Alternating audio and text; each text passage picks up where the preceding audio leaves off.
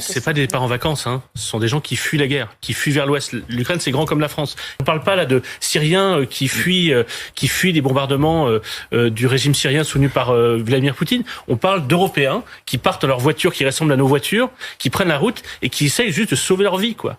Ah bah oui, contrairement aux Syriens, aux Africains, aux Kurdes et tant bien d'autres bronzés qui, eux, quand ils fuient la guerre, hein, c'est pour faire du tourisme. On le sait bien.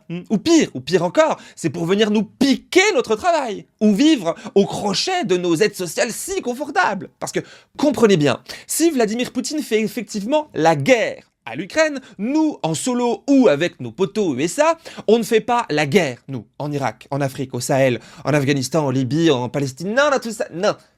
Nous, on vient apporter la démocratie. C'est pas pareil. Ce sont des bombes de liberté qu'on leur lance à la gueule. Des balles de paix. Des coups de couteau d'amour. On est des gentils, nous. Voilà, donc ils n'ont aucune raison de s'enfuir. Hein, voilà. Alors, contrairement aux Ukrainiens.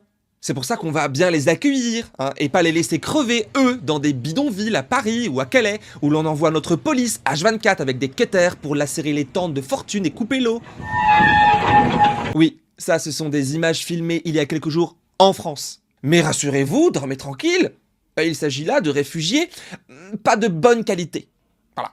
Et puis, ils ne sont pas venus avec des voitures qui ressemblent à nos voitures.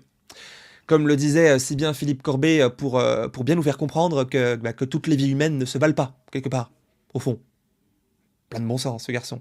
Bah oui, c'est logique, il y a différentes qualités de migrants, et on a évidemment tout le loisir de faire le tri, pour que cela profite à notre économie, qui, elle, profite d'abord à nos ultra-riches.